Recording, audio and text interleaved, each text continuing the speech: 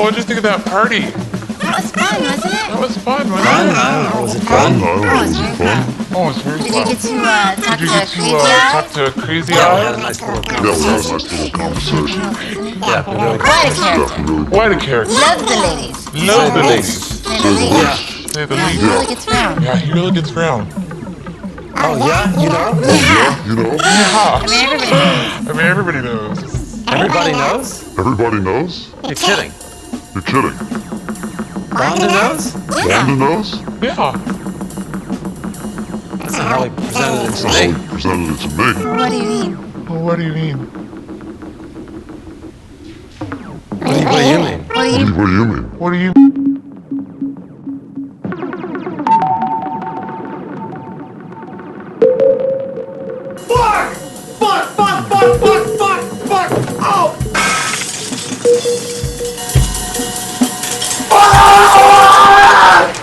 Fuck me, you fucking Jew! Filthy Jew! Filthy fucking Jew! You Zionist pig! You occupying fuck! Occupy this! I'm an occupier. Yeah, I'm going to fuck the Jew out of you!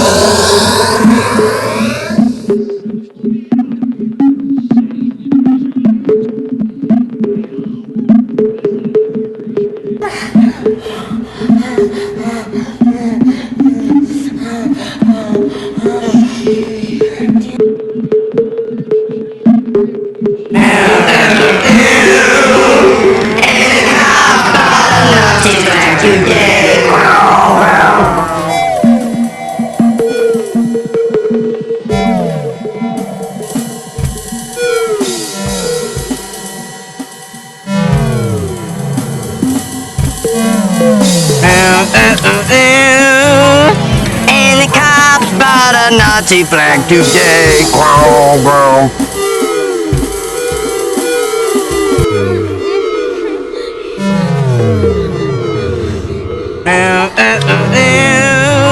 And the cop.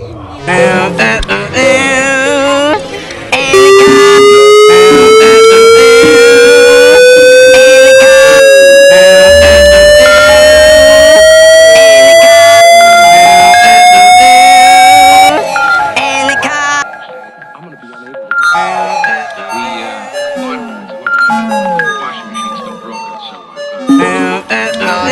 Nazi flag.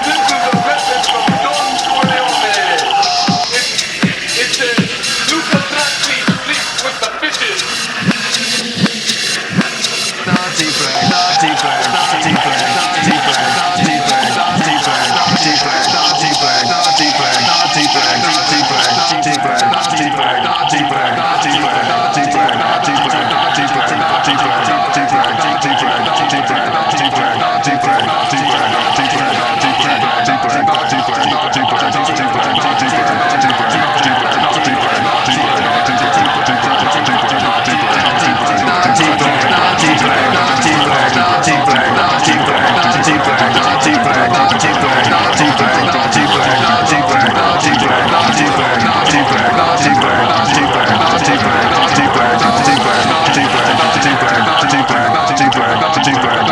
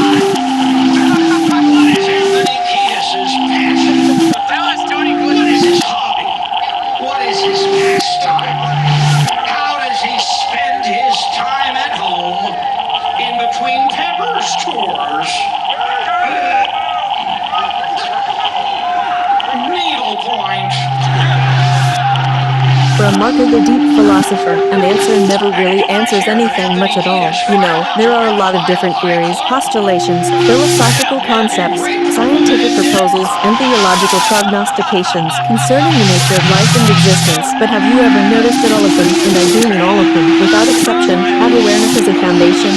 Now, I don't mean the theories and stories themselves, as they do go to great lengths to guide us away from our own awareness and shine the spotlight of interest onto inventory items and conceptual projections that cast the fundamental center of reality outwards onto extrinsic phenomena. What I mean is that all of these assertions about the possibilities of meaning and function through various applications of ideology all have awareness at the core. You want to talk about the philosophy of metaphysical existentialism? Awareness is the foundation. You want to speak about the material universe, evolution, and the quantum properties of objects? Awareness is the foundation. You prefer to frame things through the idea of a supernatural supreme deity that created a medium of interaction? Awareness is the foundation. All theories about life start from awareness. Even the famous philosophical proposition by René Descartes, cogito ergo sum, translated to mean, I think, therefore I am, starts with awareness as the foundation. And so, it's inaccurate really. What makes you an M is not thinking, which, more aptly stated, becomes there is awareness. Therefore there is cognizance of an agency identified as a self that has the capacity to think and experience appearances.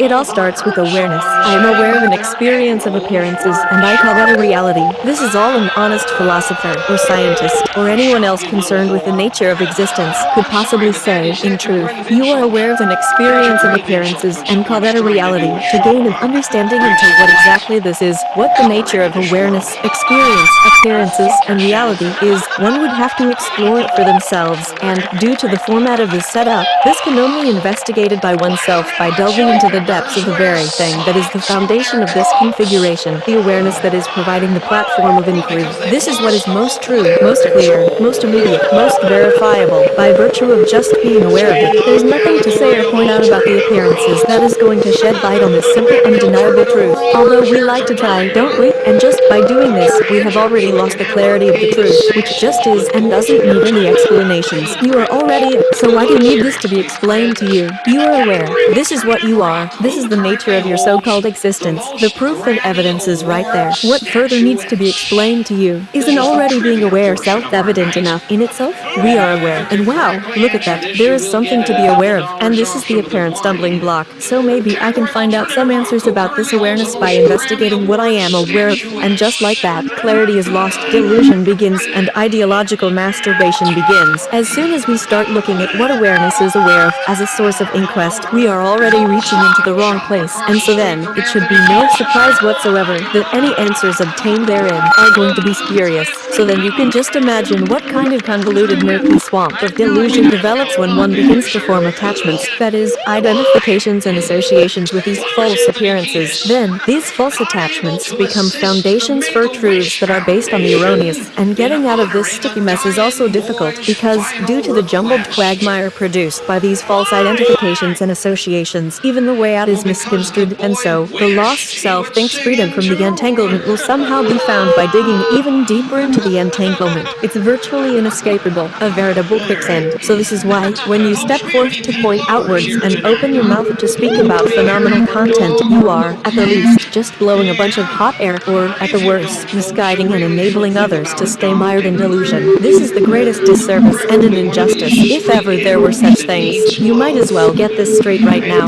There isn't going to be any spiritual progress, any new age of enlightenment, any existential transcendence, any great vibrational ascension, nor any other proposed shift into a new chapter of the evolution of consciousness until the secrets of the interconnectivity of reality and the mind are explored and uncovered. What the hell else are you waiting for? It's not gonna happen all by itself. It's got nothing to do with a prophetic date on a calendar, unrelated to the cycles, alignments, and activities of the stars or celestial bodies, far from being associated with a god, or the coming of some savior that is gonna pick you up and carry you across the finish line. Not found in the exploration and discoveries made about the fabric of space and time of a material universe. universe, not conditional to a political revolution, tuning into a frequency, deciphering ancient texts or artifacts, or the arrival of some race of benevolent or malevolent extraterrestrials. No, the metamorphosis you are anticipating is not going to come about by waiting for some external event to unfold. These proposed events are all very elaborate and effective diversions from the truth, an error made by the misjudgment of the appearances of illusion, which fosters the tendency for us to take the considerations of life a bit too literally. Again, it all comes back to the foundation of existence. It's right there at your fingertips, yet you refuse to investigate it. Don't get me wrong, I understand why this seems like a daunting task. Despite being the most accessible avenue you have, the external world is the ultimate attention whore. It is taxing and overwhelming, and pulls the focus towards it constantly. There are so many fascinations, narratives, and objects of desire. It's no wonder that the source of attention is the very last place it would occur for anyone to consider. Well, guess what? You are not going to discover anything of real import or significance by searching out there. Seeking to leave no stone unturned is not going to get the job done. Just the notion of a search is already the wrong approach. You are already that which needs to be investigated. There's nothing to find because you are already it. Move inwards into that which precedes the ego, which is also a part of the external projections, and become intimate with the source of attention. Maybe the pull of the external world is too loud and strong, and you find yourself hindered at every step. So this may require you to take a more proactive approach, where you become an existential warrior, a Ronin samurai of sorts, employing the sharp cutting blade of the sword of deconstruction. The world is demanding, but it only holds such sway over you because you are heavily attached and invested in it. You have established many identifications and associations with the world, and these binding stakes, which are heavy fixations of value, purpose, meaning, and narrative, represent the opposing warriors on the field of battle who seek to defeat you through your voluntary surrender to a illusion. Don't allow illusion to remain your master. Take up your sword of deconstruction and begin to cut down these established investments of identifications with the false. You hesitate because they seem like your friends, as they have been with you for most of your life, but they over-encumber you with a heavy burden. The actual cost of maintaining these exacting relationships is so much more of a strenuous effort than simply letting go. Despite letting go seeming so difficult, it's only seemingly difficult because desire rules your ego, and your ego is the master over awareness, because it is a distracting, fickle, spoiled brat that constantly snags the attention with its wants and woes, and the deep cravings it has to be unique and special. But remember, you are not the ego. The ego stands on the field of battle among the opposing foes of illusion as a boss and warlord, leading the charge against you. Take up your sword and fight.